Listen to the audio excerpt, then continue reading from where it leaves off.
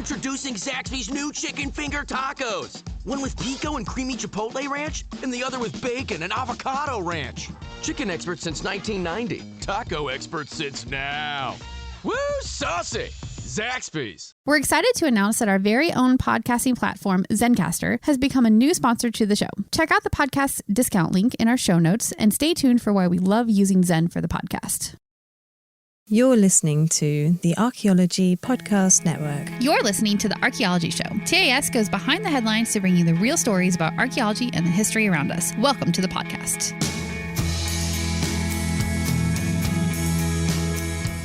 Hello and welcome to the Archaeology Show, episode 133. On today's show, we talk about the real Paleo Diet, a headless statue, and a mummified sheep.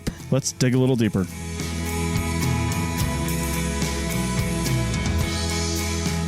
Welcome to the show, everyone. How you enjoying this desert rain? It's weird, but different. Yeah. It's crazy. It's beginning of August, end of July, last week, and we've had a lot of rain. Yeah, so much more rain than we usually get. Enough so that we were like rained out in the field last week, which is so unusual. Yeah, so we waited a few days to let it all dry out so we could finish the project. Yep. And then it rained again. Yep.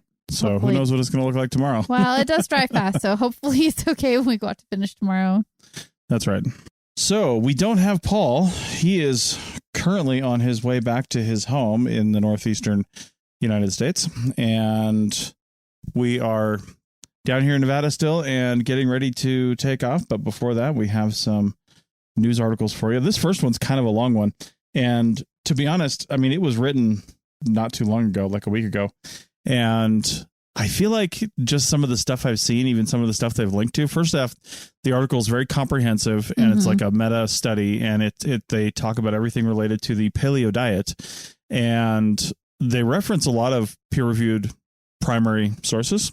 Yeah. They also reference themselves in some other articles they've written, and a lot of this stuff has come from, stuff that's been written in the last like 6 months. So take that for what it is. Yeah, very, very thorough article, though, as far as, these sorts of things go. So I was pretty impressed by that.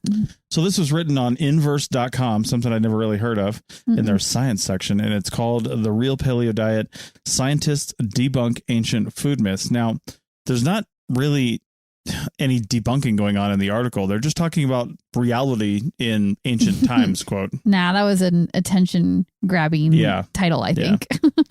Totally. So anyway, a lot of people think the Paleo Diet is, very few grains and things, lots of fats and meat and stuff like that, because they say, well, if it was good for people in the Paleolithic, they were always healthy.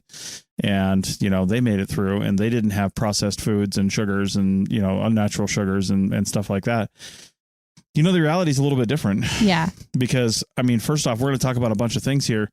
But I think the thing people need to remember is people in Paleolithic times also burned way more calories on a daily basis than we ever will. Yeah, they needed super high calorie diets, high fat diets in order to get all the work done that they had to do just to survive life. So it's very different what they were eating back then compared with our diets now, for sure. Yeah.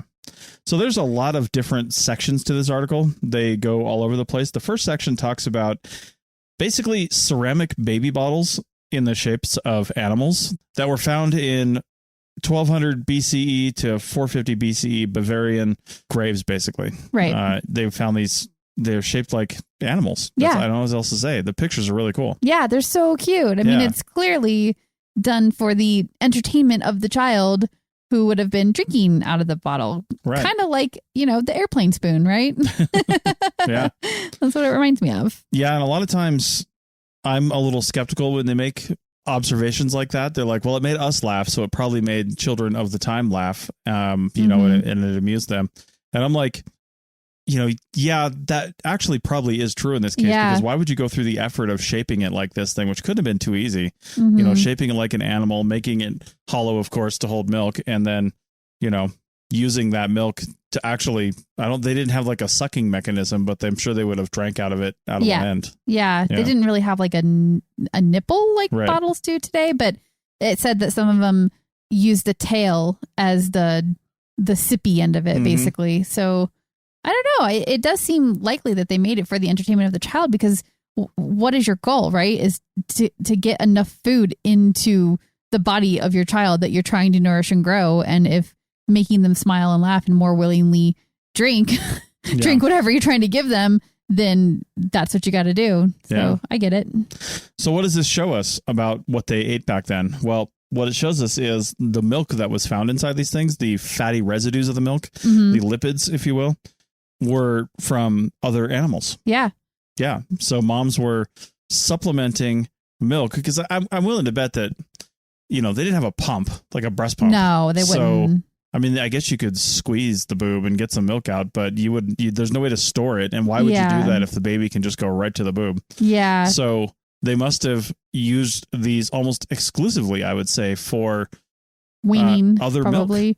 Yeah. Yeah. I doubt they would have put breast milk in there. Human breast milk. Human breast milk. Yeah. That wouldn't have made sense to do that. Right. So this is probably a way to help wean the child off the breast, basically, and still get a little bit of milk into them and the nourishment that you get from milk. So that's probably what the goal was. It was probably for older children too, because like a really young infant's not going to be able to handle the bottle like that. And so I would guess it's for, more toddler age kids that are weaning. Right. So, yeah. Of course we don't know, culturally when they would do that. No, that's just a guess on my part from what I know about modern children, but it definitely, there's a lot of different things that we could assume or guess here. So, yeah. What was that movie where the kid was like 4 and still breastfeeding? And the one dad goes to the other dad. He's like, "Oh, how's your son?" As he's like breastfeeding on the mom. He's like, 48 months. I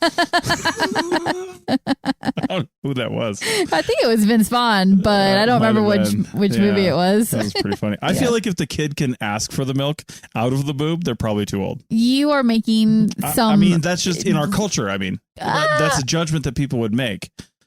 There are very, very strong feelings about breastfeeding and breast milk, and we don't have children, so I'm just going to end the conversation there because we're not interested in getting into an argument about what and how people breastfeed their children. And this isn't an argument. It's more of a discussion about, back in the day, could children have breastfed until they were like 8 or 9 because food sources are scarce? No, they absolutely could have. Right? Yeah, they absolutely could have. That's what I'm saying. It wouldn't have been like a weird thing because it's just a source of food and nutrition.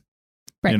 So anyway, the cool thing about all this is, evidence of what people actually ate is a lot more difficult to come by than you would think. Yeah. Right. A lot of times we see like bones and things in fire pits, and you make the assumption that they ate that stuff, but you don't have like direct evidence that they ate that stuff. Yeah. And it often in the past hasn't really been considered super important either. Right. And that might be in part because we didn't have the technology to analyze the microscopic remnants in these bowls. So that might have been part of it, but also it just wasn't the focus of past archaeologists. Right.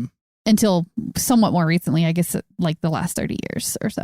Yeah. Back in the day, they were more concerned with getting museum quality pieces and taking the little sherds and things that might have some good lipid analysis potential and just tossing them or not collecting them or something like that. So, and then the museum quality stuff just like went in the museum. Yep.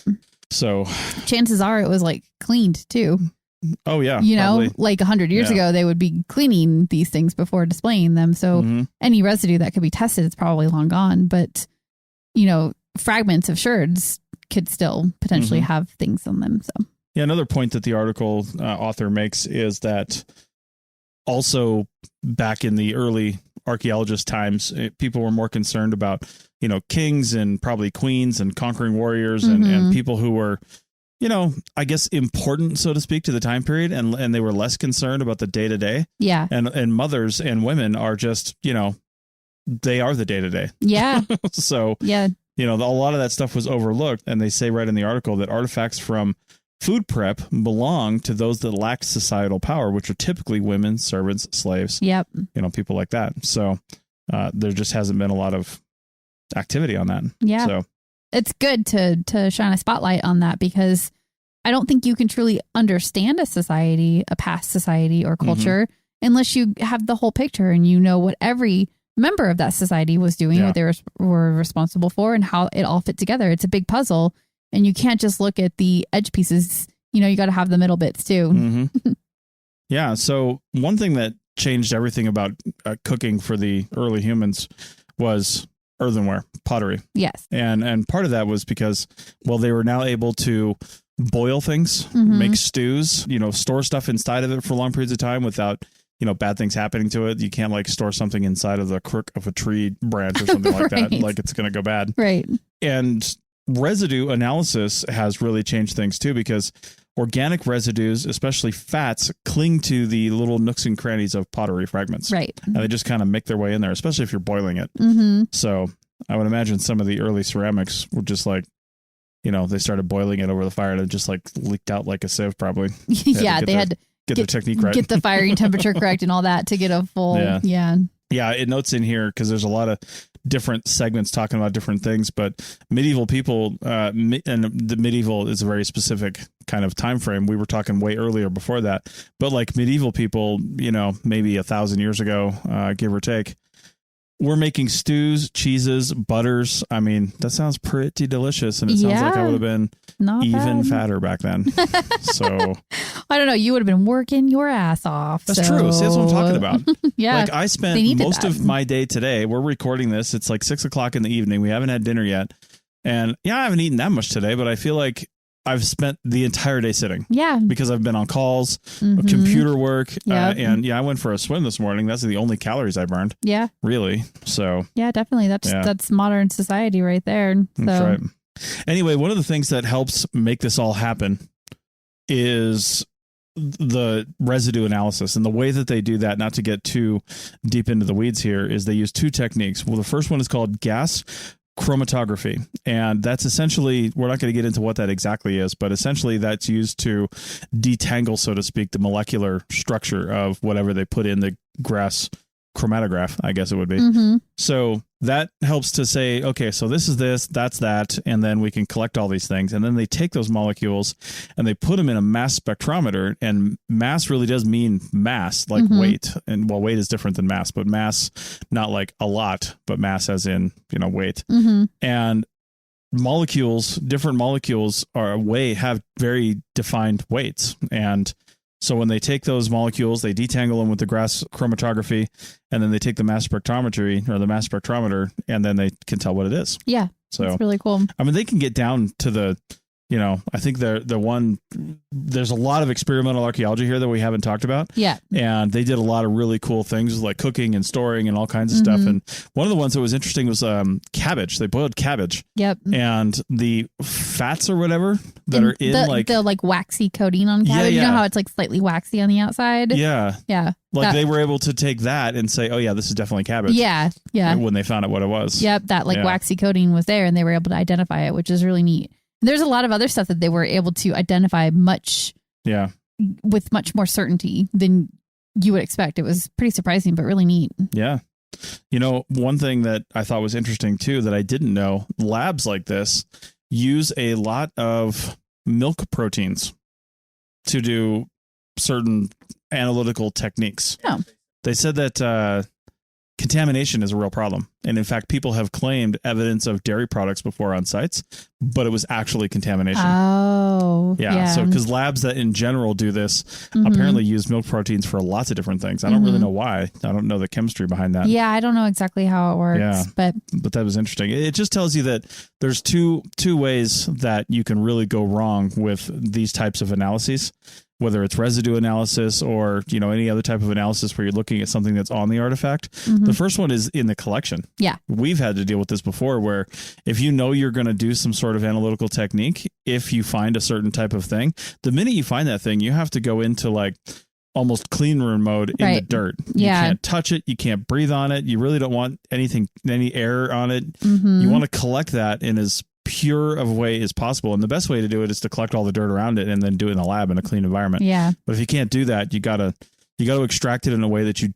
try not to contaminate whatever it is you're trying to find. Yeah. You don't want to transfer like your lunch meat molecules onto the pottery and then have that pop up in a later study because nobody thought to tell people to put gloves on when they're collecting shirts or something like that. Yeah, exactly. So anyway, the second place, of course, is the lab. There's lots of things that could contaminate a sample in the lab. So anyway, really good article, very thorough. Check some of the links out. There's some really good things that this actually links to. It was impressive how thorough this was. You got to see the pictures of the baby bottles. They're weird baby so bottles. Cute. I don't even know what they're supposed to be. They've got 2 legs and like a weird head. I don't know if they're kind of bird or something, or like, what is this? They're weird and cute. I love it. Yeah. Anyway, that's really cool. So check it out and read the article. And if you got any questions, send them over and maybe we'll talk about it on the next episode. So we go from weird bird shapes that kind of look like turkeys to actual turkey. In the next segment. But like the country, not the animal, to be clear. To be clear. Back in a minute. Chris Webster here for the Archaeology Podcast Network. We strive for high quality interviews and content so you can find information on any topic in archaeology from around the world. One way we do that is by recording interviews with our hosts and guests located in many parts of the world all at once. We do that through the use of Zencastr. That's Zencastr. Zencastr allows us to record high quality audio with no stress on the guest. Just send them a link to click on and that's it. Zencastr does the rest. They even do automatic transcriptions. Check out the link in the show notes for 30% off your first 3 months, or go to zencastr.com and use the code TAS.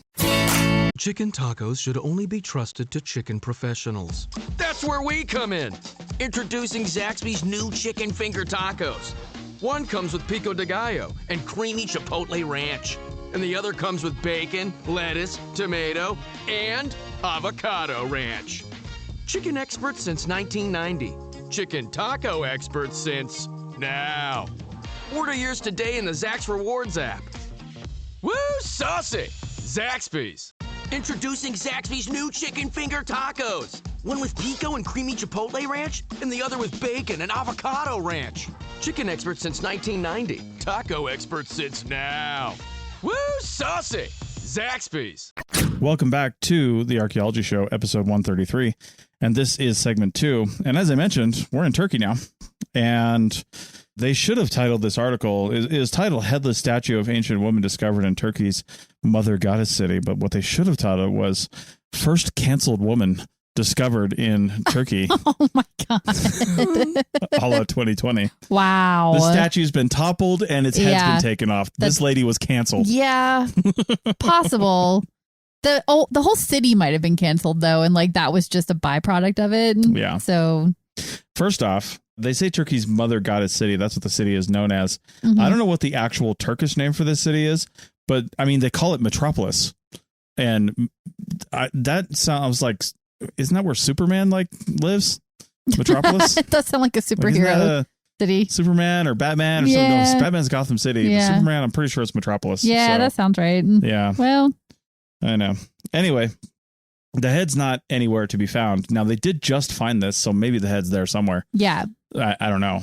But they kind of slammed this thing out, and there's actually video of it in the article, which is pretty cool. Oh my gosh, the video is so cool. And for any of you guys who aren't archaeologists, you should definitely go watch it, because I think there's a lot of mystery around how you excavate something like this, because sometimes on TV you see people just like hulking things out of the ground or whatever. That movie, what was the movie? The Sutton Hoo movie? Sutton Hoo movie. Yeah, the Sutton Hoo movie that we watched did a pretty good job of showing how real excavation would go.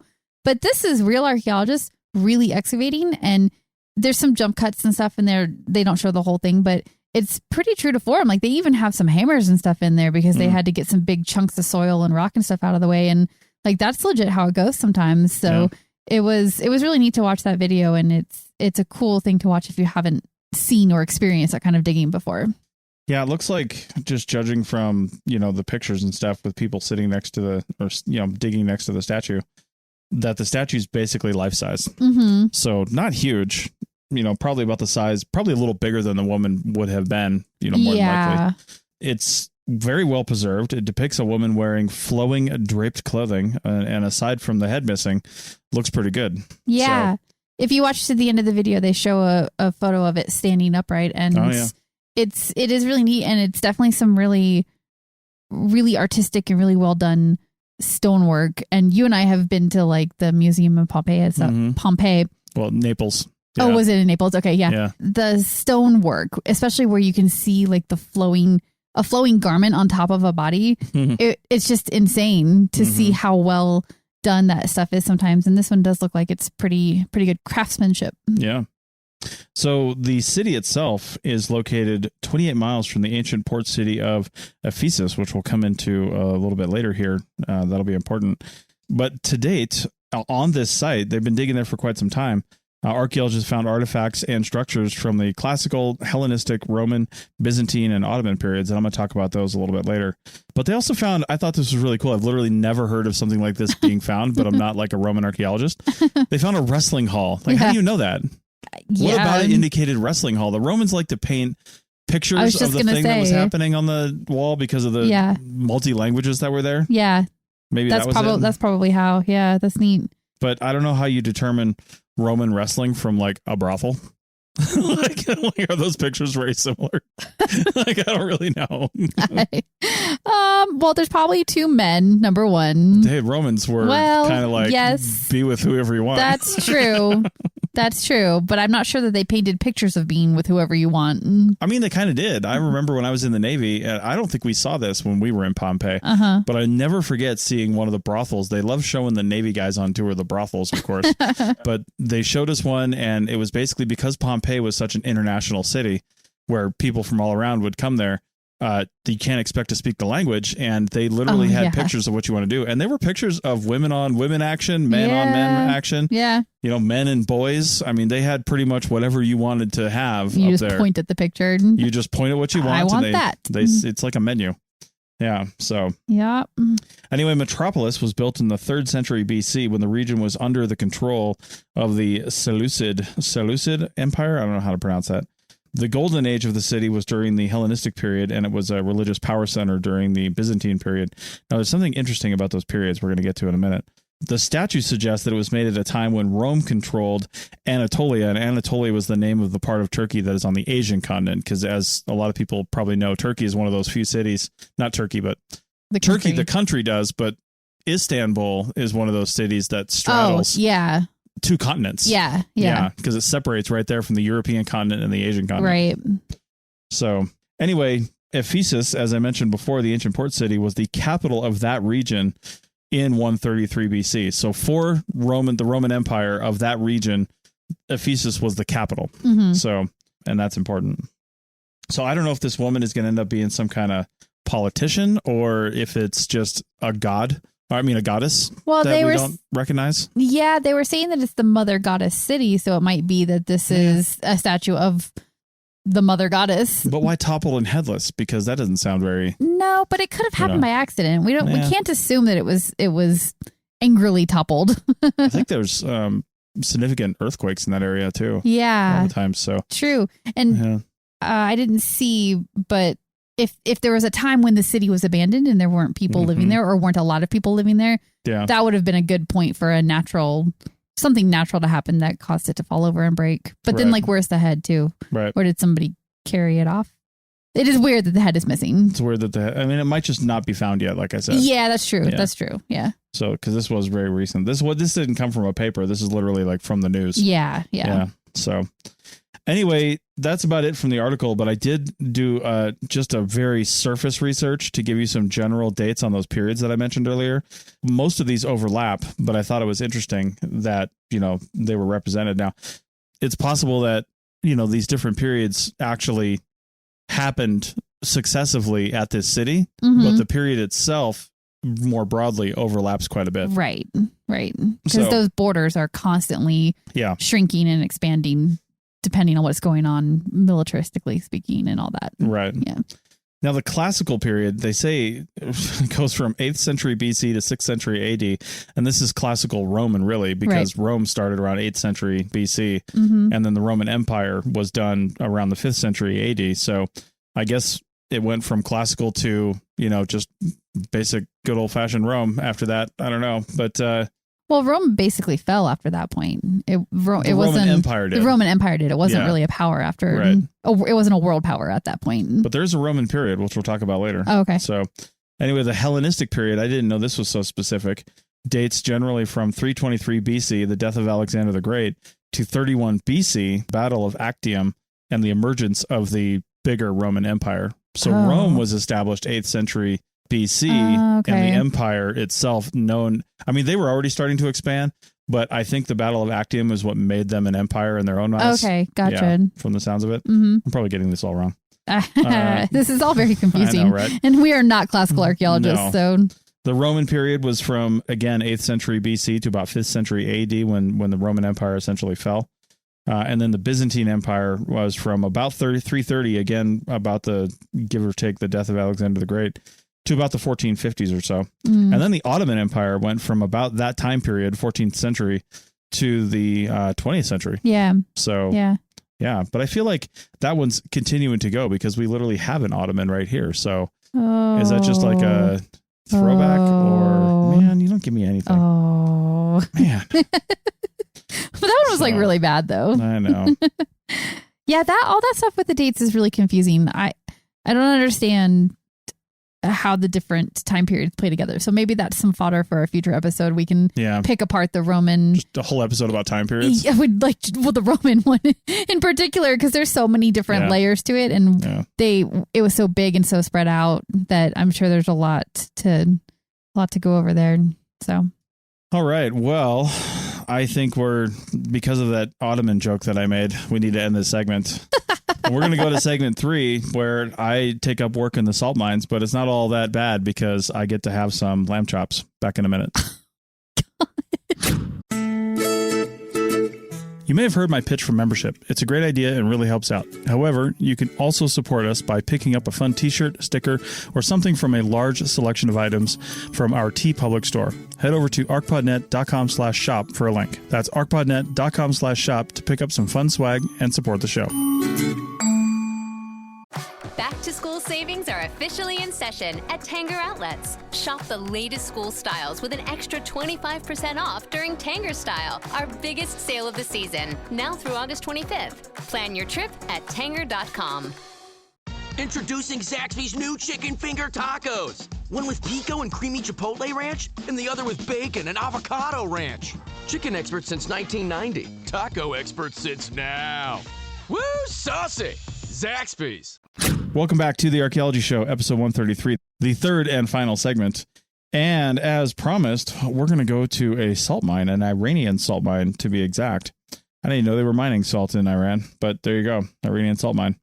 So the cool thing about this is this site's been excavated since, well, I think before 1993. We'll get to that in a little bit. So there have been excavations here for a long time. And one of the things that was just recently found were basically mummified sheep, 1,600-year-old mummified sheep. Mm-hmm. And they were naturally mummified. Yeah, I was going to say naturally mummified in the salt mine. Right. So one of the cool things about this and why this is a paper, and for this one, by the way, they linked to the peer-reviewed study from the Royal Society, and we have that in the show notes. So you can take a look at that. It was very, very... It's very technical. Very technical. Yeah. Read the abstract, but it's very technical. The article does a really good job of distilling it down into the bullet points. Yeah, it definitely does a really good job with that. Yep. So anyway, they were able to pull DNA from this. And the cool thing about the DNA from these sheep was that ancient DNA, and this would be considered ancient for sure, is usually very fragmented and damaged. And you just got to kind of like piece it together and you might not have all the pieces. Oh, are you telling me Jurassic Park can't really happen? I mean, no, see, okay, so Jurassic Park. Oh no, here we go, tangent. Do you remember why Jurassic Park really happened? Because they said that they bred only females, I think it was. There were no males. So you couldn't actually have them breeding in captivity. Right. But they used frog DNA to supplement some of the places where they were missing DNA. Oh, that's right. And I think the connotation is some of the dinosaurs were able to basically replicate an amphibious type behavior where the females were able to have like unfertilized eggs. Oh, that's right. Yeah. So. All right. Well, that was. You brought that up. I did. I brought that on us all. So anyway. You're welcome. So anyway, we've got crazy female sheep that are breeding by themselves in these weird labs. So I don't know what's going on. Okay.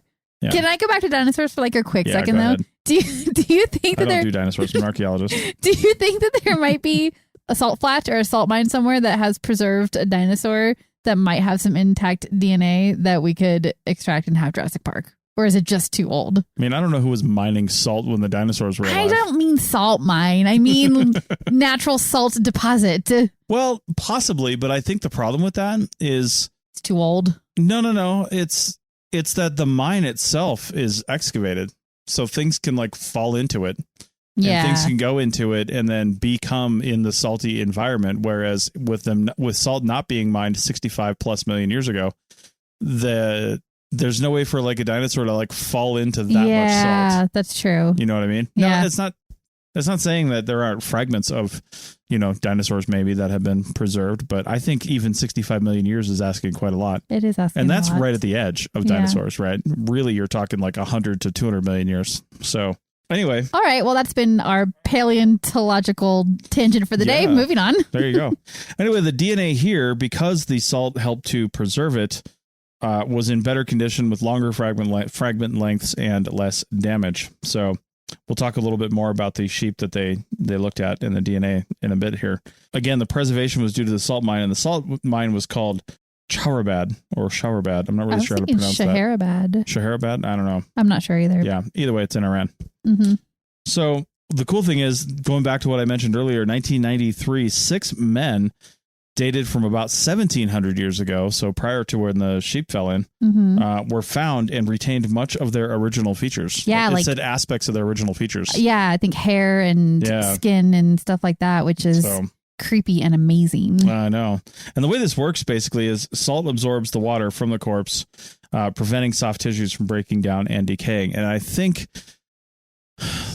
a similar process happens with like bog bodies and stuff like that. Mm-hmm. It's just anything that can stop or prevent or slow down decay will preserve a body. Right. I mean, that's what mummification does, purposeful mummification. Right. They just take out all those soft things and put them in jars and then, salt them up probably.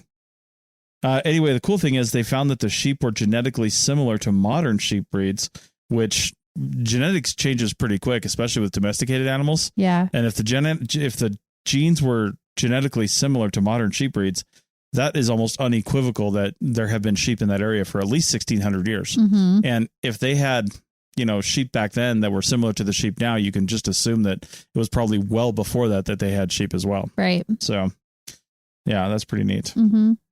They also took they said that they created what they call a genetic impression of the sheep using the DNA to create an image of what the animal would have looked like while it was alive. Right. And I guess the old DNA lacked a gene variant for a woolly coat. I thought all sheep had woolly coats, but I guess it lacked it for a woolly coat. And it said it did have hair fiber on its body consistent with several modern breeds, though. Yeah, I think what they were getting at with that is that this particular sheep was not bred for its coat and therefore its wool potential, right?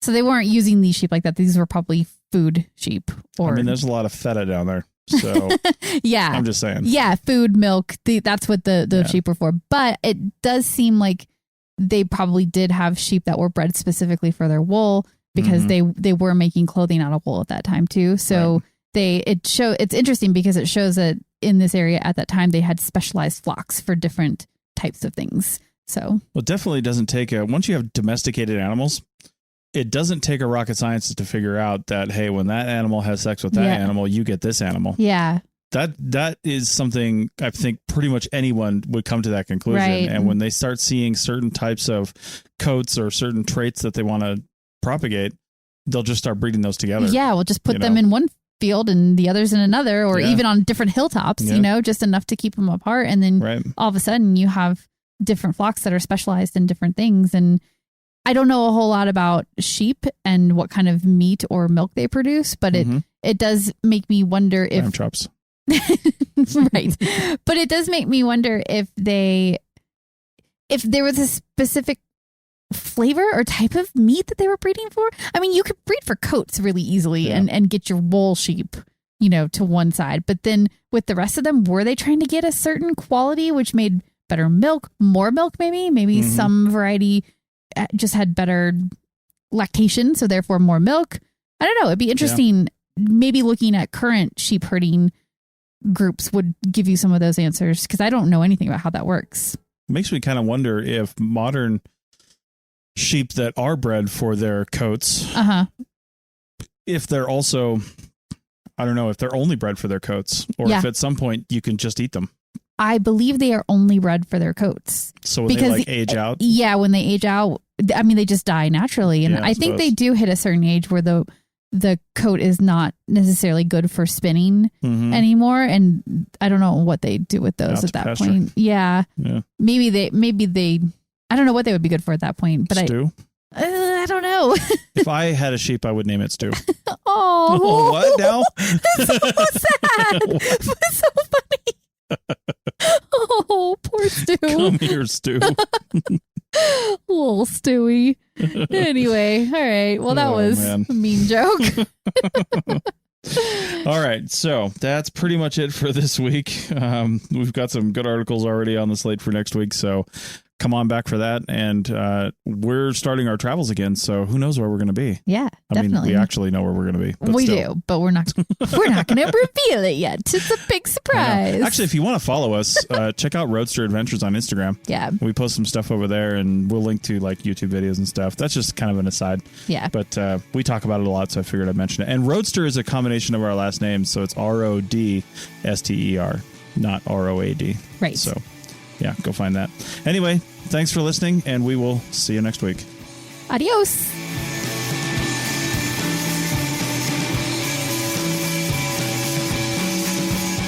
Thanks for listening to The Archaeology Show. Feel free to comment and view the show notes on the website at www.archpodnet.com. Find us on Facebook, Instagram, and Twitter at ArchPodNet. Music for this show is called I Wish You Would Look from the band Sea Hero. Again, thanks for listening, and have an awesome day.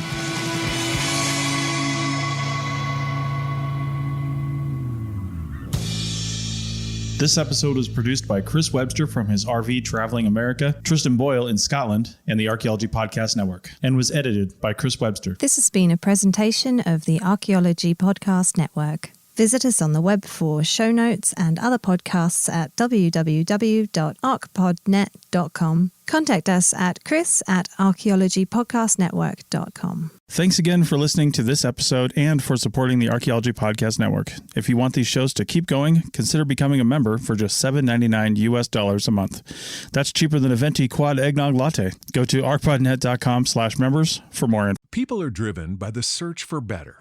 But when it comes to hiring, the best way to search for a candidate isn't to search at all. Don't search, match with Indeed. The hiring process can be slow and overwhelming. Simplify hiring with Indeed. Indeed is your matching and hiring platform. With over 350 million global monthly visitors according to Indeed data, and a matching engine that helps you find quality candidates fast. Ditch the busy work. Use Indeed for scheduling, screening, and messaging so you can connect with candidates faster.